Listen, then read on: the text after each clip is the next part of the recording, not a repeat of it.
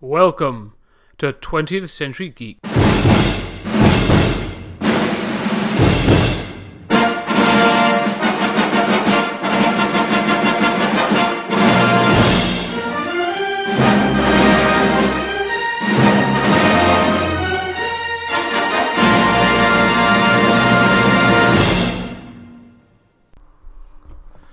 Ladies and gentlemen, welcome back to 20th Century Geek. I'm your regular host, Scott Weatherly, and this week we'll be visiting a country manor, a sophisticated dinner party, or maybe even the Orient Express. I talked to Caroline Crampton, host and creator of the podcast Shedunnit, about the golden age of detective fiction. We discussed the authors, the characters and the tropes that are all still alive in modern detective fiction. So don your tweed and twirl your moustache as we try to deduce who done it. Violets from tiny seeds fight their way up through the weeds. Violets can do it, why can't you? Little brooklets breaking free work their way down to the sea. Little brooks can do it, why can't you? Caroline, welcome to the podcast. Thank you for coming on board. Thanks very much for having me. Appreciate you giving the time. That's okay. And do you want to just introduce yourself and who you are and what you do, and why I've pulled you onto 20th Century Geek? Right, so I am a journalist and a podcaster.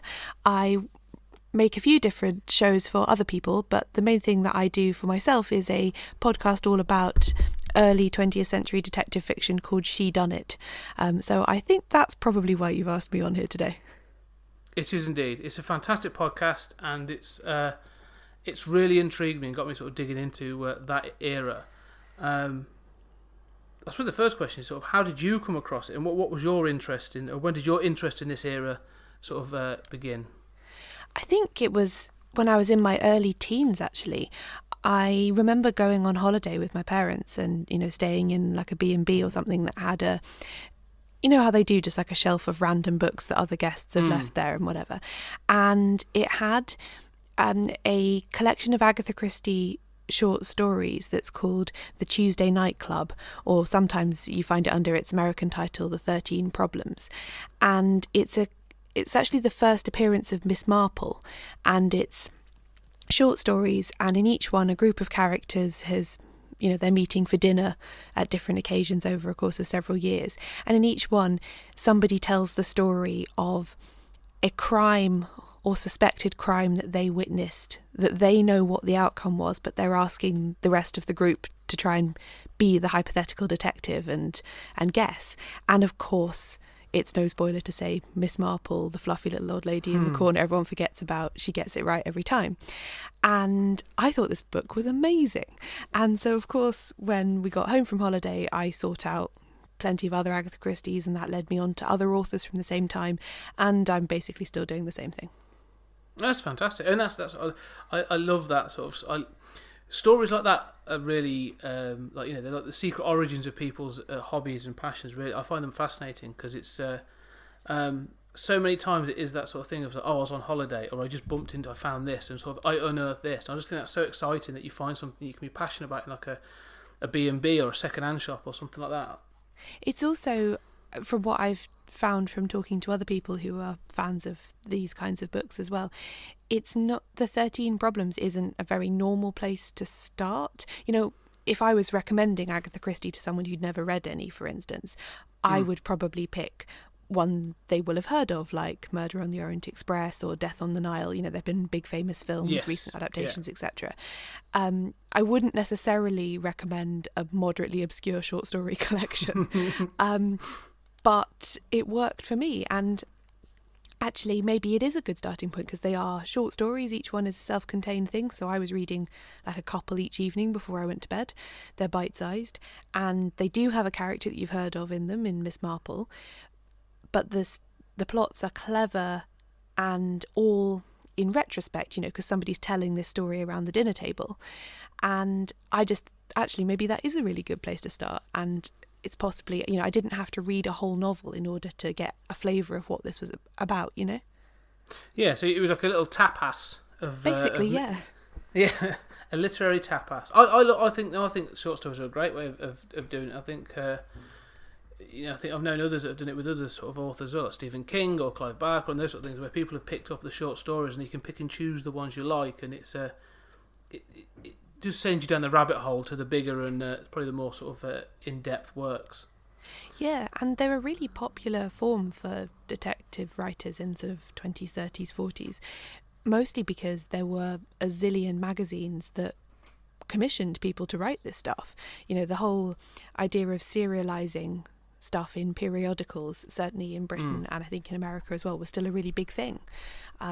So some of Agatha Christie's that we now know as novels even, I think, originally appeared in sort of edited excerpts like that and then appeared as a book afterwards. But yeah, there's, whatever author you're into, whether it's Christie or Dorothy L. Sayers or anyone else, there's loads of short stories out there. Oh well, that's really interesting, because I think that is of the period, sort of, like you say, those stories being split up and published week on week or month on month or whatever was really popular at that time. I know, sort of, obviously that's how Sherlock Holmes was published, and yeah, as you say, the American pulps and magazines of the period, especially during the Depression era, sort of like early to mid 30s. It's really interesting, because I got into some stuff recently, like the John Carter books by Edgar Rice Burroughs, and not knowing they were editorialised to be serialised. When you read them, it's like such a series of cliffhangers. It felt so sort of overly dramatic, and when you realise that, you think, okay, that makes more sense now. So yeah, it is good to sort of see how those things sort of developed in that period. But the question is, well, how did this golden age? I mean, I should really sort of clarify, but the golden age of detective fiction, sort of, from my research I did, seems to be between 1920 and 1940, so sort of the intervening war years. How did that sort of come about? Why is it referred to as the golden age of detective fiction? Well, there's a sort of few different factors that all come together, I suppose. I think it's like a lot of these periods that have labels. I don't think it was really called that necessarily at the time. I think towards the end of that period, people started referring to it as that, but it wasn't like in 1932, Agatha Christie would be like, well, I'll just crank out another golden age novel, So it's not something those authors would have said about themselves. But there was certainly a huge proliferation and flowering of what some people call cosy mysteries, or you might also refer to them as country house mysteries, or sort of classic English detective stories. And partly they were incredibly popular, I think. A lot of people wanted to read them, and therefore lots of publishers wanted to publish them. And so lots of people tried to write them. There's that sort of cycle, And a lot of talented writers emerged all within a short period of each other, which then sort of fed that slight sense of like it being a movement. Also just the publishing context itself, we've talked a bit about serialisation, but that was, magazine readerships were massive. So magazines had lots of money to spend on commissioning short stories and so on. And also books were becoming affordable. Those tri-band penguins, the three-coloured penguins, were sort of coming in. I think they started in the early 30s as this idea of like a portable pocket cheap book you could read on a train or on a bus or on the way somewhere. And actually Agatha Christie's Mysterious Affair at Styles was one of the first 10 of those books. Oh wow. And other publishers did similar things, something called the Collins Crime Club, by the publisher now known as HarperCollins, then known as William Collins. That launched in 1930 and published, I think, they were Agatha Christie's publisher from her 6th novel onwards, I think, and published lots of other sort of golden age authors. So there were all these different factors, all I think kind of interlinking. Something else I've also heard people say is that, that period is roughly between the First and Second World War, and there's this idea that the world, but maybe Britain particularly, was sort of coming out of this huge international trauma, and people just wanted to settle down and have a bit of fun and enjoy the kind of simple pleasures and recover. So there's there's a critic called Alison Light who, I think in the 80s it was, she sort of posited this idea of detective fiction as convalescent literature. So it's something you might read when you're getting over something, you're getting better from an illness or recovering from a breakdown or something, because it's pretty easy to read. It's not sort of complicated syntactically or anything. No. The plots are satisfying in that they come to a definite resolution. There's no complicated allegory or anything that you might sort of trip up on. And yeah, you'll finish the book and you'll feel better. You'll feel like the world is ordered and there's a pattern to things and it's not all sort of random meaningless slaughter. And so she's sort of put this idea on it that part of the popularity can be attributed to that idea. And of course, where there's popularity, there's more supply. People write more and more of the books. Yeah. So that's roughly my idea of why it came together when it did. And it's interesting you say that, because that's sort of sprung out to me, because I'm a big fan of the American pulps, and having read a lot of those, and they sort of came out about the same period. So you sort of get those fantastical serials of the teens into the early 20s, and it sort of grows from that thing. And it's interesting to see the divergence between British culture and American culture. Like I say, we look for there's a gentleness to these and an order that sort of seems incredibly British. Whilst the American pulps, you end up with characters like the Shadow and the Spider and Doc Savage, who are it's all about the adventure, and they're a very physical outlet, and it's sort of about fighting crime, and it's especially during the Depression era, they become a representation of people's frustration and wanting to fight back. And again, like you say, it's sort of people's reactions to those between the war years does seem to bubble up in the pop culture. So it's interesting to see that comparison between the two. Yeah, I think that's absolutely right. They're both sort of related but slightly different responses to roughly the same thing, And in America, you've got Prohibition and the Depression as well, sort of factoring into that desire for escapism, and so on. And there's an interesting and persistent idea about the English detective fiction from this period, which is that it's very cosy and it's very charming and it's very twee, which I personally think is wrong, and I don't really know where it came from, because these books are all about murder. They don't dwell hugely on the details of like cracked skulls and pools of blood, but it is there. So I don't really see how you can characterise anything that's about violent crime as being cosy, but people do.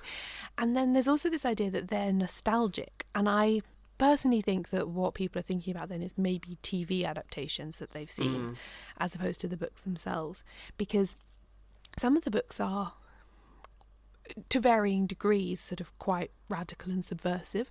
Some of the authors were very concerned at different times with ideas of sort of natural justice as opposed to state justice, if you know what I mean. So I don't want to give away the ending of any books, but sort of plots where the detective is put in a position where there's the right thing to do and the legal thing to do, if you know what I mean, and he has to make that decision for himself.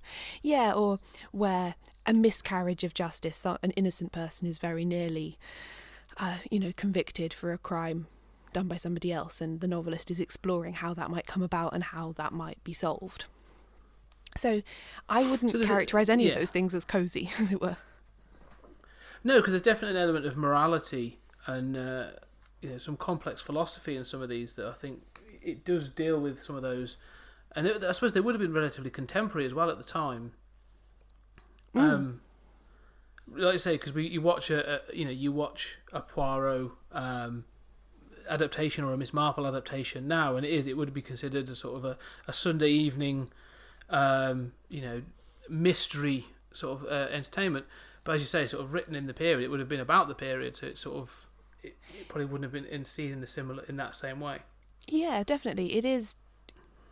Yeah, it's important to remember that we're reading something that is period to us, that wasn't period at the time. I mean, you do get strangely stretched timelines in some of these books. You know, like Hercule Poirot is supposed to be elderly and retired when you first meet him in the first book in 1920. And then the last Hercule Poirot book was published in 1976, I think.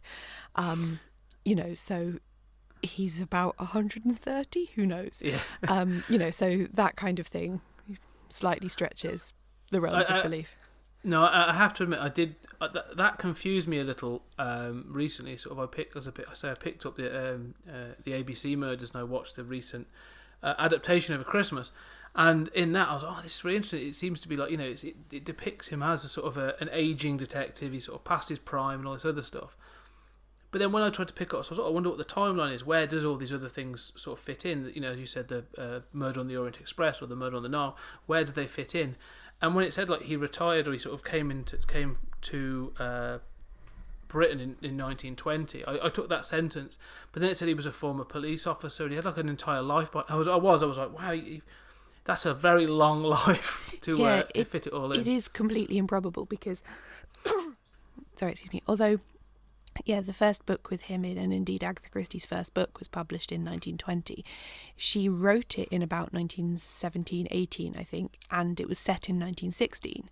And Poirot is in England because he's a refugee. He's a Belgian refugee from the First World War, and he happens to be living in this particular village with a load of other refugees because this rich lady does charity work, and part of her charity work is helping to resettle refugees, and that's why he's there. And then the rich lady gets murdered, so he investigates, and that's the plot of the first book. And then later, Christie wrote this collection of short stories called Poirot's Early Cases, which is like a flashback to some of his cases back when he was a working police officer. And they're sort of set in like the 1890s, as would make total sense if he's retired in 1916. But then, he just slightly agelessly continues without much declining in ability for about another 5 decades.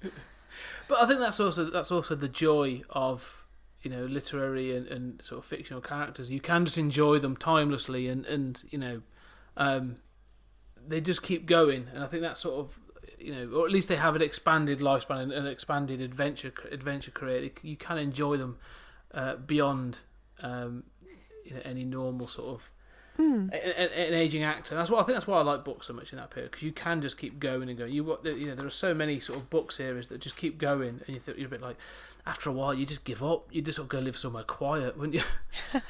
Well, Poirot does try that a couple of times.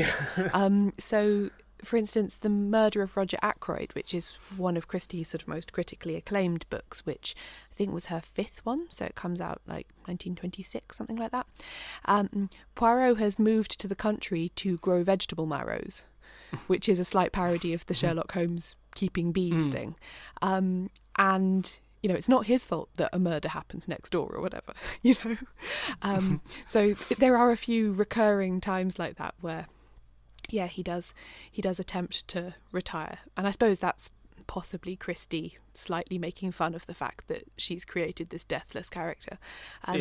What is interesting, though, is that unlike Arthur Conan Doyle, who came to really hate Sherlock Holmes, and he actually did kill him once and then brought him back, I think partly for the money, Christie, I think she sort of said a few times later in her life that she didn't love writing Hercule Poirot stories, but by the time she was onto double digits, you know, but the public loved him, and she felt that she must write what her public wanted. She was quite content that she was there to write what people wanted to read, as it were, which I think is actually quite nice. I think it's quite a common trope with authors, isn't it, that they sort of hate their successful things, and it's like a band, you know, I don't want to play the hits, I want you to listen to my new concept album.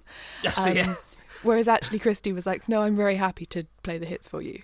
I can imagine it being one of those things, like an author that's probably got a brand new book out, and it's like you say, it's probably some sort of you know, real in-depth sort of like proper novel, literary, that they've been trying to write for years, and someone comes up and puts the pulp book they've written 20 years before in front of them, and that's the thing that everyone wants signed. I'm sure it's we've talked about Agatha Christie a lot, and you've mentioned a couple of other names. One of the things that through your podcast as well, and just the research is, there's an awful lot of female authors writing these books, and sort of I wasn't sure, especially pre-war, especially pre-First World War, that doesn't seem common. So it seems like this era sort of is a boom period for female authors.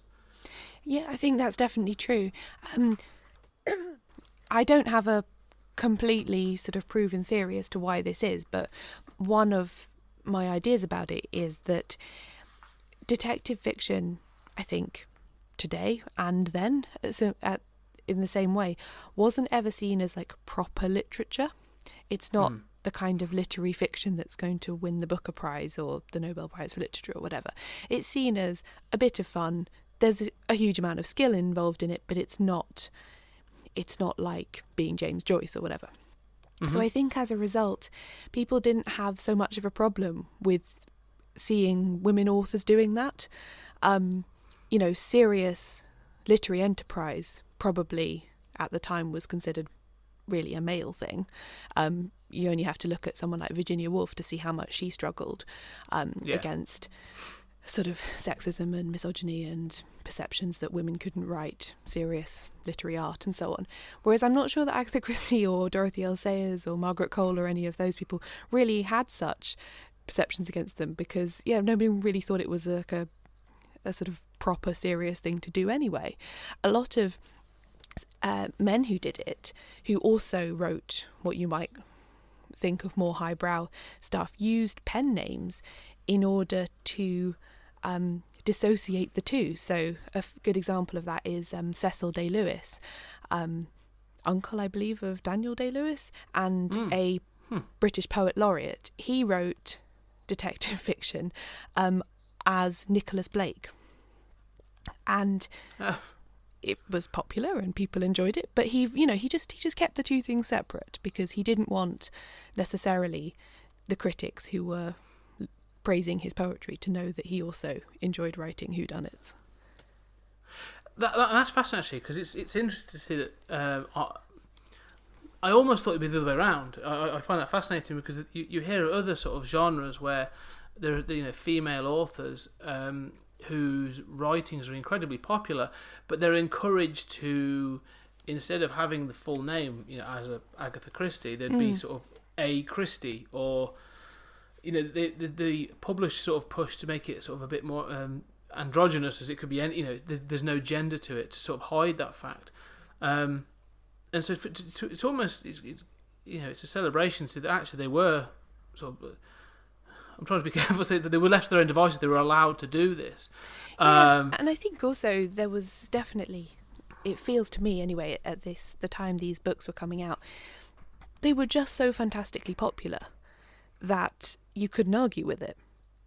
So maybe a publisher might have had initial doubts about publishing a book by some woman he'd never heard of, but after he'd seen the sales figures for the first one, he'd be like, when can you write the second, third and fourth? So it was, for instance, Agatha Christie had an interesting experience with publishers where her first publisher, I don't think that she had an agent, or if she did, it wasn't a very good one, because her first, I think, 4 or 5 books, she didn't really make a huge amount of money from them. So she obviously signed a bad contract, or bad for the author. And then after The Murder of Roger Ackroyd came out and was really a breakthrough hit for her, she got an agent, she moved publisher, and after that she had a much better sort of setup where she was properly, piling up money from these books. But despite the fact that she wasn't making huge sums from it, the publisher was obviously very keen because they published 5 of them. So yeah, I think it just worked. But lots of authors, detective authors from this period, experimented with pseudonyms. It doesn't necessarily seem to have had anything to do with gender.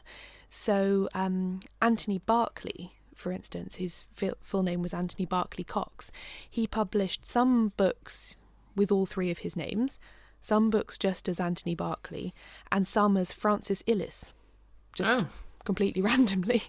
And it doesn't seem to have harmed him at all.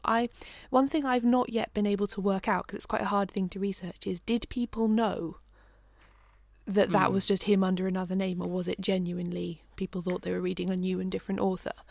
But he, I think, reserved the Francis Illis name for slightly darker and sort of a little bit more sexy stuff, whereas his Anthony Berkeley stuff was more country house drawing room type things, I think.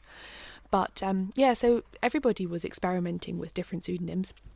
The Coles are a good example of this as well, where G.D.H. Cole, quite a famous socialist historian and sort of early Labour Party activist, he and his wife wrote detective novels together, which were all just published as G.D.H. and Margaret Cole. So they just had a joint byline on all their books. Oh. And I think I read somewhere that they wrote them alternately. So one of them would write the first draft of one and the other one would edit, and then they'd do it the other way around the next time. But they all just went out under the two of their names. Wow. Teamwork. Yeah, well, it's an interesting one. I would have thought they would be, because they were both involved in serious politics and so on. I would have thought they would be a prime example of people who'd want to have pseudonyms, but they never did. Mm. Yeah, it is interesting how sort of people choose to either, be presented out there or keep it back. And I think sometimes it depends on the genre as well. I think you find it more in sort of science fiction and horror that people will use pseudonyms and sort of, like you say, try, especially if they've done other things, other ventures where they're trying to disassociate themselves from certain, as you say, darker stories or elements. But I mean, you refer to these as sort of like the cottage house sort of or the drawing room things. They seem to have, having sort of minimal experience from really sort of, there seems to be a structure. There seems to be sort of certain rules that you have to follow. And there's actually there's a Ronald Knox. Yes. Wrote 10. There were 10. He wrote his 10 rules for detective fiction. And it sort of seems to be. No, it was just, I just sort of used them as a guide when sort of running through some of these stories, and it was interesting to see that actually, some of these rules you could easily apply to a lot of the things that happen today. Sort of things, for example, one, the criminal must be someone mentioned in the early part of the story. All supernatural or preternatural agencies are ruled out as a matter of course. Not more than one secret room or passage is allowable. No hitherto undiscovered poisons may be used. Number 5 is a little interesting. No Chinaman must figure in the story. I'm not sure how that one ages. That's an interesting one, actually. Sorry, you finish reading it and then I'll talk about it. No accident must ever help the detective. The detective must not himself commit the crime. The detective must not light on any clues which are not instantly produced or for the inspection of the reader. The stupid friend of the detective, the Watson, must not conceal any thoughts which pass through his mind. His intelligence must be slightly, but very slightly, below that of the average reader. Wow. Number 10, twin brothers and doubles generally must not appear unless we have duly prepared for them. So it's sort of his 10 rules there. Yeah, there's a few different people published similar rules, and all of this stems from two things. One, there was a strong sense that you had, if you were going to do detective fiction, you had to operate within a sense of fair play. That sort of old-fashioned idea of, you must play cricket, that kind of thing. And so a lot of those are aimed at that. So like that idea that the criminal must be mentioned early in the story. You can't just in the last chapter go like, oh right, it was this guy who we've never seen before, but he did it. You have to be fair on the reader and give them a sporting chance of being able to work it out for themselves. Ditto sharing clues and that kind of thing. And then the other thing that sort of informs that is, and this is apparently something that started during the First World War and then really took off after, was people were just obsessed with puzzles. Like crosswords became tremendously popular during this time as well, and treasure hunts were a big deal, and just generally people were into, for fun, games that involved you sort of pitting your wits against the setter or the creator. And so detective fiction sits in that area, I think, and that's why people got worked up about the rules. But the important thing to know is that the authors used to break these rules all the time. And some of the books that are the most popular are the ones that just flagrantly flout these conventions. So I mentioned The Murder of Roger Ackroyd, which was Agatha Christie's really sort of big breakthrough novel in about 1926-27. That one, I'm not going to say how because I don't want to ruin it for any of your listeners who haven't read it. That one just completely breaks at least half of those rules, I'd say. And there's lots of other examples of that as well. The thing about The Chinaman is interesting. And I'm not too much of an expert on the sort of American pulp stuff, but I think possibly this is slightly informed by that and slightly informed by the kind of Victorian Penny Dreadful type stuff as well. That essentially it's a bit like, you know, the more contemporary pop culture stereotype of like the sort of magical black person. Mm-hmm. Essentially what Knox was saying was that you can't just have like somebody mysterious from the Orient turn up and solve everything because of his magic powers. That stereotype is rubbish and we're not doing it anymore. So that's what he was saying. He wasn't saying no Chinese people because we hate them. Yeah. He was saying we don't like this racist stereotype, it's bad for the novels, let's not have it. That's the background to that. Oh, actually, so despite the fact that it's written in it's there for interpretation, I suppose, unfortunately, in the way it's written, but it's actually a progressive.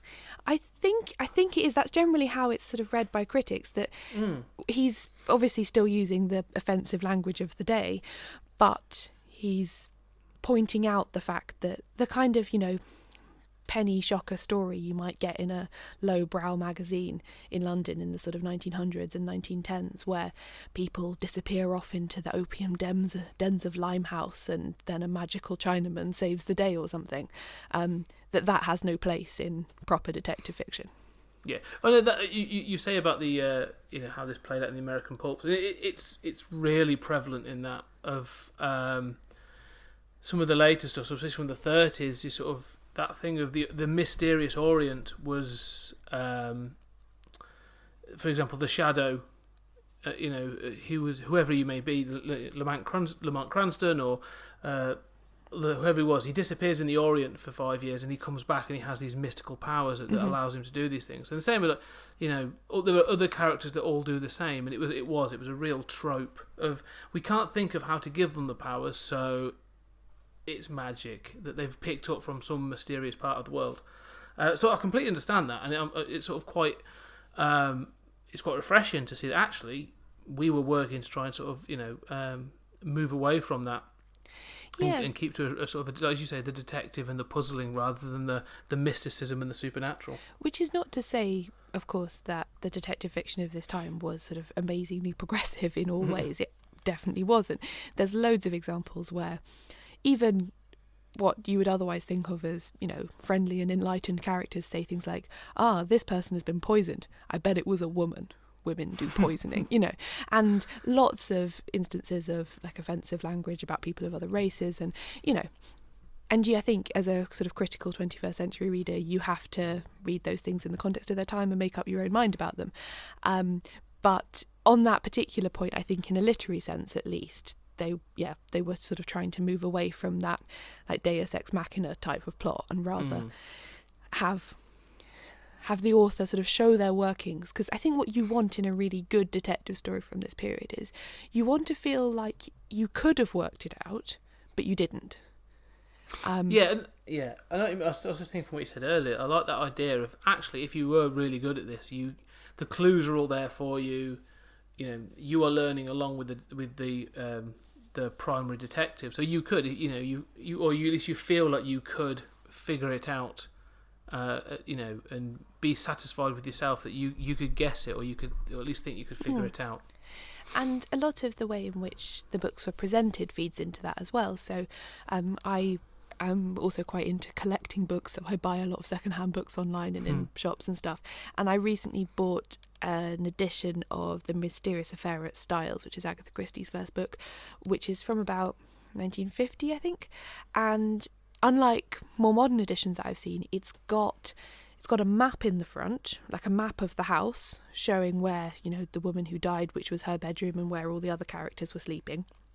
And then all the way through, at one point Hercule Poirot finds a small fragment of paper in a fireplace where someone's tried to burn a document, but there's a crucial bit that's left unburned that he finds, and there's just a drawing of what the fragment looks like in between two paragraphs. So there's a sense that she's giving you all the clues, and therefore you should be able to work it out at the same pace as the detective in the story.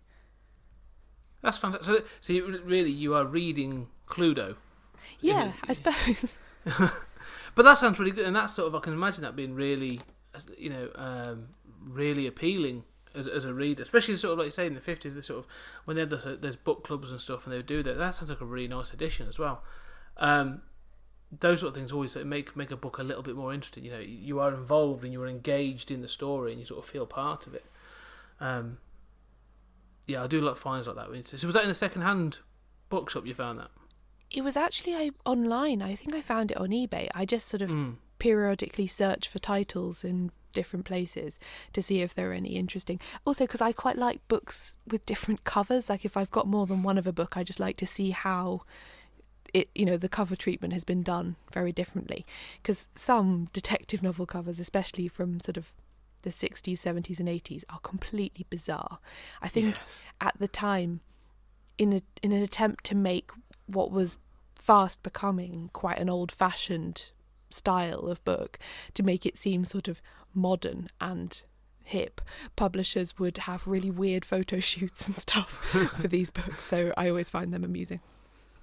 No, I'm guilty of very much the same. It's I've got, let's say, it's similar with all the other many other genres as well. I think the 60s and 70s, there's some of the covers are just magnificent. There's some, I collect a series of sort of short story horror novels collections from Pan and stuff like that, and the painted covers are exquisite. They're so good, and they don't really get mentioned. You can never find the name of the artist is never kept in the book. Like, you never know who's painted these amazing covers. But yeah, so I'm the same as you. I will regularly pick up a number of books and then have to explain why they're sort of my library area is getting deeper and deeper in books that I'm probably never going to read, but are fantastic to look at. But just to have, yeah, absolutely. Yeah.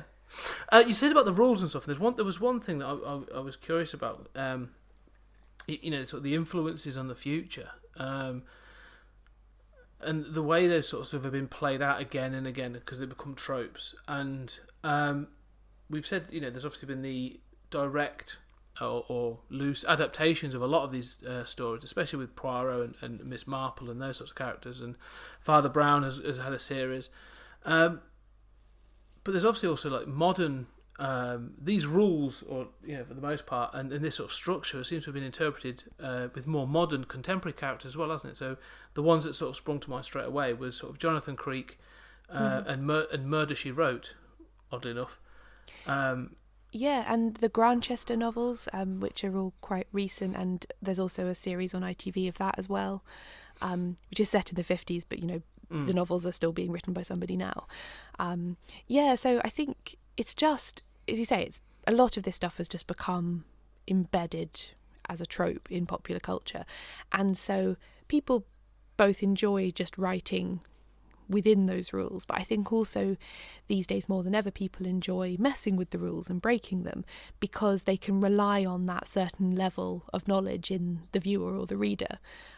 They don't have to necessarily explain it. So a really good example of this is a book that came out last year, which has been winning all sorts of prizes, which is called The 7 Deaths of Evelyn Hardcastle, by a guy called Stuart Turton.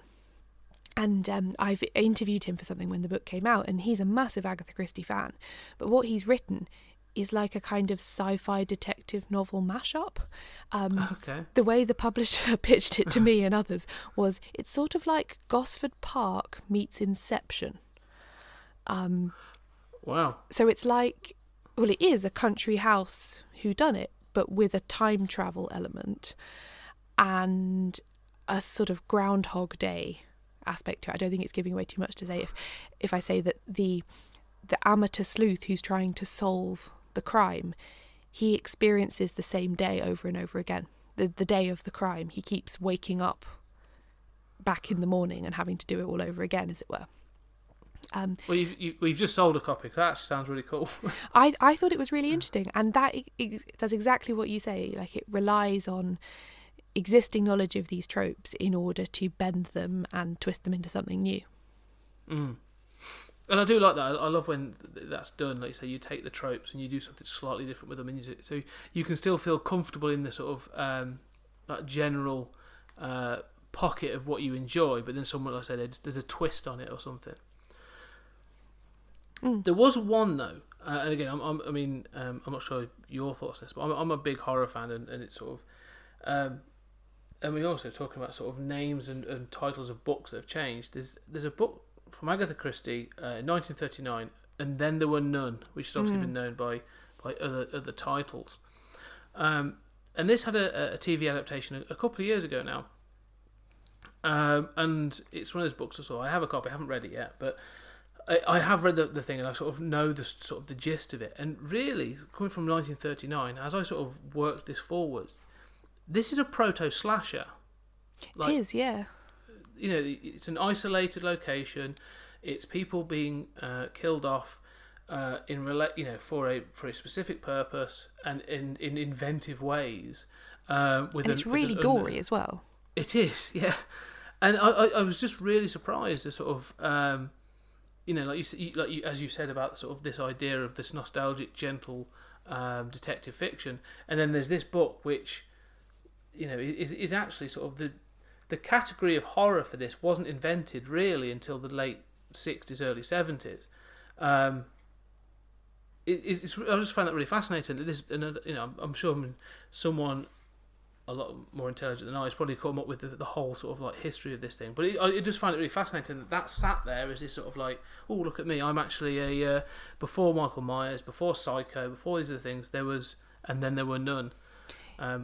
Yeah, well, not to plug my own show, but the Sarah Phelps, who's the screenwriter who's done a lot of new Agatha Christie adaptations for the BBC, and she did that, and then there were none one. I interviewed her on the show when her latest one came out at Christmas, and she talked a lot about this and said how, because she wasn't a detective fiction reader at all before she kind of got the job of doing these adaptations, but she had all of the preconceived notions about them being gentle and twee and stuff, and so then she read And Then There Were None. She was like, fucking hell. Yeah.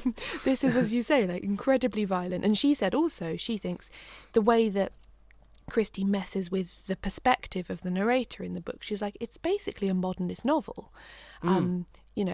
Take away preconceived assumptions about genre and certain genres being more prized than others, and you'd absolutely put this on a par with like Mrs. Dalloway or something in terms of the way that the reader is kind of led through the story and misled through the story. So Christie did experiment. She did kind of colour outside the lines a bit, because there's And Then There Were None, which is, I think, I don't know how you would verify this stat, but you see it repeated everywhere, that it's sold more copies than basically everything ever apart from Shakespeare and the Bible or something. Like, really? It's ludicrous, like millions and millions of copies all over the world. It's enormously popular.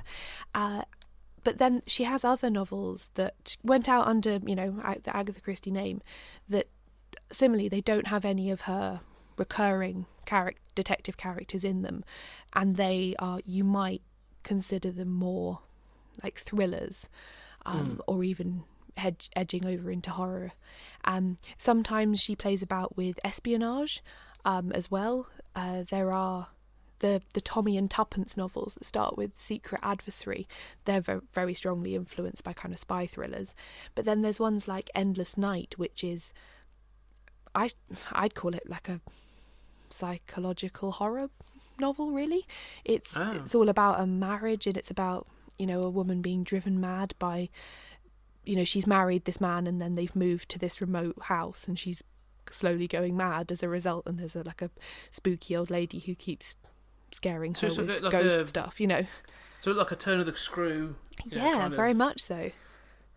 And then the other thing as well that I think is maybe less well known even now is Agatha Christie also wrote kind of romance novels under a different name, as Mary Westmacott, which also have some pretty dark stuff in them, but mostly more domestic and not so sort of supernaturally inclined. But yeah, so she did write a lot more that wasn't just Miss Marple Investigates, I think this is like, this whole sort of genre and sort of literary sort of like period is fascinating. I think there's so much to sort of dig into, and there's so many different authors and so many. And even like I say, even just following Agatha Christie, you find that she's obviously done so much, and she had so many different tastes that she was sort of flexing her muscles in different ways. It really, I mean, it excites me to go off and read these books, and like I say, try them out and see if I can guess who did it. But I suppose the question is, we mentioned it before. You said yourself you sort of started with the book found in the B&B. But if someone was to ask you what books, where should I start with, this golden age of fiction, what couple would you recommend? So I think with Agatha Christie, you want to start either with a short story collection, so something like the 13 Problems / the Tuesday Nightclub, you can find it under both titles, is a good start. Or if you're reading around Christmas, there's a short story collection that starts with one called Hercule Poirot's Christmas, which is good fun and allows you to try out lots of different things. And then if you fancy sort of moving beyond just Christie, which I would strongly advise people to do, I do think Agatha Christie was a great writer, but there were lots of other really good writers working at this time as well, and you can read really widely. So there's a writer I really like called Gladys Mitchell, who was working around the same time, slightly later, and her detective character is called Mrs. Bradley. And she is not like Miss Marple at all, shall we say. She is also an elderly lady, but not the same.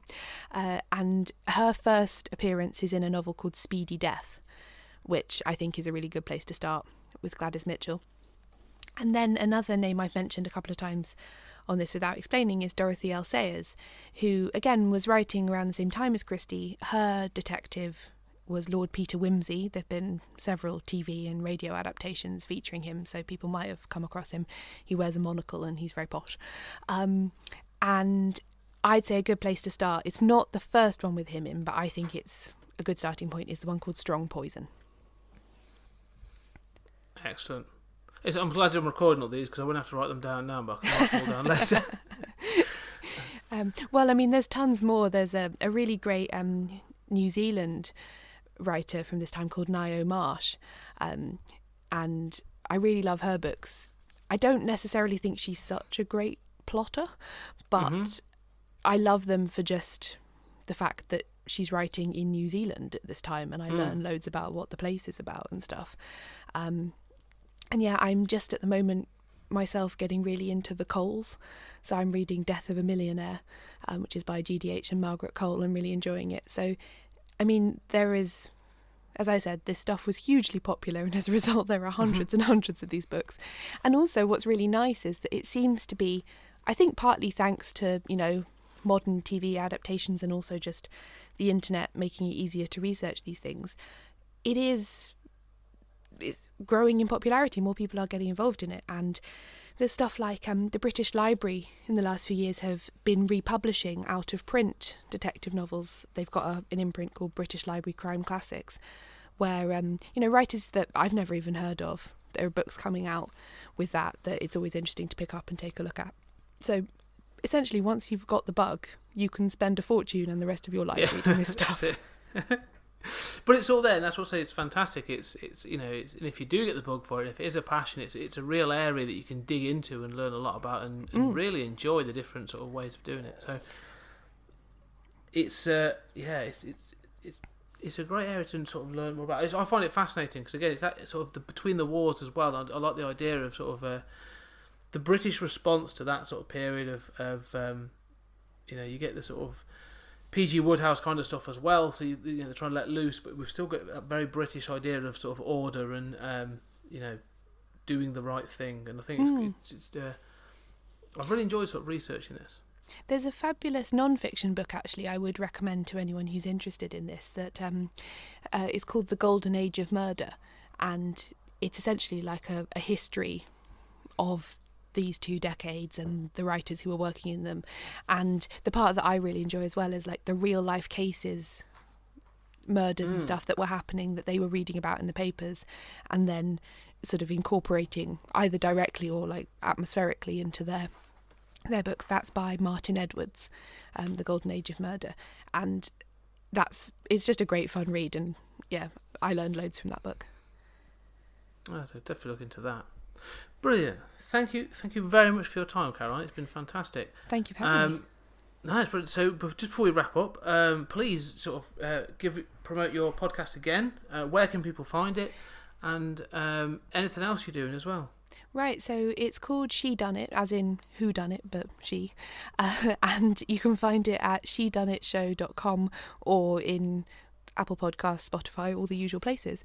And yeah, I've got a new episode coming out very shortly, actually, just about what we've been talking about, the rules, all about the origin of these sort of, well, why can't I have a secret passage? All that kind of discussion. So yeah, if anyone's interested, come and have a listen. Excellent. Definitely go check it out. It's a fascinating podcast with some really insightful things that I've learned. I learned about quite a lot. Surplus women. Like I said, the dining. I loved a lot. I really enjoyed that one about the food. So it was really good. So I definitely recommend it. But thank you very much for spending the time again. I really appreciate you coming on. Thanks, Scott.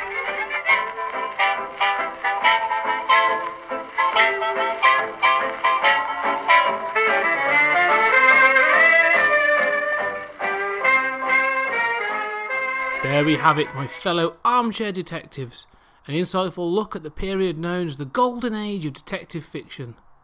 Some awesome stories and characters were created during this period and will last for decades to come in both their original form and, I assume, many adaptations. Let me know your thoughts on these authors and their works. Do you have a favourite? Get in touch by email at 20thcenturygeek@gmail.com or Twitter, Facebook, Tumblr, all using 20th Century Geek. I'd love to hear from you. Also, don't forget that 20th Century Geek has got a Patreon page. I'd love to say that I'm a mild-mannered podcaster making a fortune as an amateur detective. Unfortunately, it's not the case. So any donations made are hugely appreciated and all get funneled into making this possible. If you'd like to show your appreciation for the podcast, tell your friends about it or leave a rating or review on iTunes because it helps the show be more visible and we can spread the geek love to new listeners. Until next time, keep detecting.